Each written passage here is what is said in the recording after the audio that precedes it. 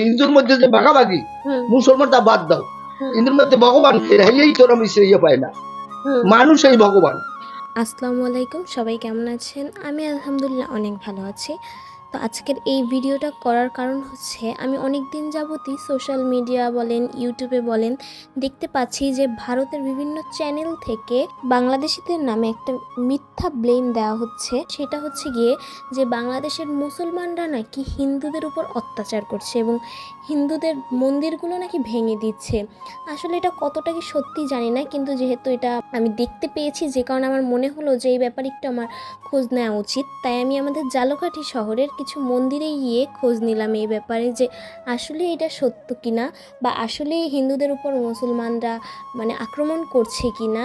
কিন্তু আমি যেটা দেখতে পেলাম গিয়ে, সেটা দেখে আসলে আমি অবাক। এই সম্পর্কে আমি আর নিজের মুখে কিছু বলবো না, আপনারা নিজেরাই দেখে নিন। আদাব, একটু কথা বলার ছিল আপনার সাথে। আচ্ছা, সমস্যা নেই, আসেন আসেন, এখানে আসেন। আপনিও জানেন আমিও জানি আমাদের দেশ তো স্বাধীন হয়েছে। এখন ইন্ডিয়ান কয়েকটা চ্যানেলে বলা হচ্ছে যে বাংলাদেশে নাকি মুসলিমরা নাকি মন্দিরের উপর আক্রমণ করছে। এখন আপনাদের মন্দিরের উপর কি কোনো না না, আমার এখানে কিছু হয় নাই, আমার এই কথা, আমার এখানে কিছু হয় না, তুমি একেবারে নিশ্চিন্ত থাকতে পারো, কিছু হয় নাই। না না, এখানে কিছু সব ঠিক আছে। হ্যাঁ হ্যাঁ, মুসলমানরা কি আপনাদের না না, মুসলমান আরো ভালো পায় হিন্দুদের চাইতে, সাহায্য সহযোগিতা করে? হ্যাঁ হ্যাঁ, পুরো আছে। আমার ইমাম সাহেব তো আমাকে বলিয়ে গেছে, তাই কোনো আমার সমস্যা নাই। আর এই যে ধরেন বলে কি যে কয়েকটা ওয়াতো ব্যাপারে যে একটা লোক থাকবে সবসময় গোলমাল বাজাবার জন্য, এটা খুব বুঝলে লাভ নাই। এখন আপনার মতামত, ধরেন স্টুডেন্টরা, শিক্ষার্থীরা যারা আর কি করছে, আপনাদের উপর কি কোনো হামলা হয়েছে? না, কেউ করে নাই। আপনি কি শিক্ষার্থীদের সাপোর্ট করেন? বলতো, আমি যখন শিক্ষক ছিলাম আমি তোদেরই ভালোবাসতাম, আমি ওদের ছেলে মেয়ের মতো ভালোবাসছি, তাই আমার সব অগ্রণীয়, কিন্তু কাজ হবে কি? এখন ব্যাপার হচ্ছে সোনার দাম নাই, যদি সে মর্যাদা না দেয়, সোনা বস্তা বড়িয়ে রাখে কেউ, আর কেউ আছে তার মূল্য দেয়। ওইরকম এই লেখাপড়ার, আমি লেখাপড়ার প্রতিযোগিতে আমি হেডমাস্টার ছিলাম, কাজ হবে কি? এখন আমার ছেলে বলছে আপনি নীরব থাকেন, চুপচাপ থাকেন। তাই এখন সত্য কথা কি, এই পাশে লোকেরা ভালোবাসতে চায় না, কেউ কথা বোঝে না, আমি বুঝি না, এই আমার ভালো, তোমরা বুঝো মা, তোমরা রক্ষা করো দেশ। আমি তো হয়ে গেছি, মরিয়ে যাবো 2 দিন পর, তোমরা তো থাকবা, তোমাকে দেশটা তোমরা সুন্দর করিয়া রাখো, ফুলের মতো সুন্দর রাখো, পবিত্র রাখো, পবিত্র ধর্মের অংশ। বসতে বলছি, আমার মন্দির যাবে না, আমার মন্দির কোনো শুনে না। বুঝতে পারছি। এখন কি আপনার ধরেন ধর্ম তো কোনো ব্যাপার না, ধর্ম কোনো ম্যাটার করে না, সব থেকে বড় ধর্ম হচ্ছে আমরা মানুষ, তাই না? কারো ধর্ম নিন্দা করিও না, তাহলে আমি ওনারে পূজা করাতে যদি আমি ওই লাইনের নাম মনে করি। আমার ঠাকুর বলছেন লেখা সাবানি অক্ষরে, আমি এই কইতে যাই আমার কিছু বিরাট হয় হালকা হালকা।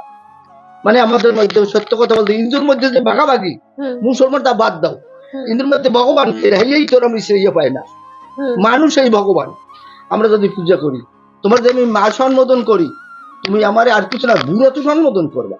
আপনার কথা শুনে আমি অনেক খুশি হয়েছি, আপনাকে অসংখ্য ধন্যবাদ। তারপর আপনি কি মন্দিরে দায়িত্বে আছেন? আসলে এটা প্রশ্ন ছিল যে ভারতের কয়েকটা চ্যানেলে দেখাচ্ছে যে বাংলাদেশে নাকি হিন্দুদের উপর নাকি মুসলমানরা অ্যাটাক করতেছে, আর হিন্দুদের মন্দির নাকি মুসলমানরা ভেঙে ফেলছে। এখন আপনাদের উপর কি কোনো প্রভাব পড়ছে এই যে আমাদের এই কোটার আন্দোলনের যে আন্দোলন? মুসলমানরা কি আপনাদের সাহায্য সহযোগিতা করে? জি জি, আমরা এখানে যারা হিন্দু মুসলমান আছি আমরা সবাই মিলেমিশে আছি। তাই, তাহলে আপনাদের এখানে সবকিছু ঠিক আছে? আমাদের এখানে ঠিক আছে। অসংখ্য ধন্যবাদ। সো গাইস, আমার ভিডিওটা দেখে হয়তো আপনারা বুঝতে পারছেন যে এরকম কোনো সমস্যা হয়নি। হ্যাঁ, হতে পারে কিছু কিছু রাজনীতি দলগুলো যারা আছে তারা নিজেদের ভিতরে ঝামেলা করে, যেইটা দোষ পড়ে মুসলমান আর হিন্দুদের উপরে, যে তারা একে অপরের সাথে অনেক মারামারি করছে, কোলাহল করছে, একে অপরের বিভিন্ন ধর্ম প্রতিষ্ঠানগুলো যেমন মুসলিমদের মসজিদ, হিন্দুদের মন্দির, এগুলো ভেঙে ফেলছে। আসলে এরকম কিছুই না, এগুলো হচ্ছে, আমি কোনো দলের হয়ে কথা বলবো না, এটা হচ্ছে সম্পূর্ণ রাজনীতির ব্যাপার, যেখানে আমাদের ধর্মকে টেনে আনা হচ্ছে, যেটা একদমই উচিত না। আর ভারতের যে কিছু চ্যানেল থেকে বলা হচ্ছে যে হিন্দুদের উপর নাকি মুসলমানরা আক্রমণ করছে, আসলে এই কাজটা তারা করছে বা এই ভুয়া নিউজগুলো ছড়াচ্ছে শুধুমাত্র ভিউ পাওয়ার জন্য। তাদের এই একটা মিথ্যা কথার জন্য ধর্মে ধর্মে কতটা যে শত্রুতা হতে পারে তারা চিন্তাও করতে পারবে না। তারা যে এই মিথ্যা ভিডিওগুলো তৈরি করছে এবং হিন্দুদের আতঙ্কের ভিতর রাখছে, এটা একদমই উচিত না। এর জন্য তারা শাস্তি পাবেন, আজ পাক আর কাল পাক, ঠিকই একদিন না একদিন শাস্তি পাবেন। আর তাছাড়াও বাংলাদেশে কিছু হিন্দুরা আছেন যারা আতঙ্কে থাকেন যে তারা একটা মুসলমান কান্ট্রিতে থাকেন, তাদের হয়তো বা কিছু হবে, এমনিতেই তারা ভয়ের ভিতর থাকেন। তার উপরে যদি আপনারা এভাবে মিথ্যা কথা বলেন, তাদের আরও ভয়ের ভিতর রাখেন, এইটা একদমই উচিত না। তার জন্য আমি বলবো যে এভাবে কেউ মিথ্যা কথা বলে বা মিথ্যা কোনো ভুয়া নিউজ দিয়ে মানুষকে বিভ্রান্ত করবেন না। আর যাই হোক, আমার ভিডিওটা কেমন লেগেছে আপনারা জানাবেন এবং আপনাদের মতামতও জানাবেন। আপনারা কি বুঝতে পারছেন, আমি আমার নিজের কথাগুলো বলেছি যেটা আমার মনে হয়েছে। যাই হোক, আমার ভিডিওগুলো অনেক বাহিরের মানুষ দেখেন, অনেক ভারতের মানুষও দেখেন। অবশ্যই তারা আমাকে অনেক অনেক সাপোর্ট করেন, তাদের সাপোর্টের কারণে আমি আজ এই পর্যন্ত আসতে পেরেছি। আমি আশা করব আমার ভিডিওটি ভালো লাগলে অবশ্যই আপনারা আমার ভিডিওটি শেয়ার করবেন এবং আমার চ্যানেলটিকে সাবস্ক্রাইব করবেন।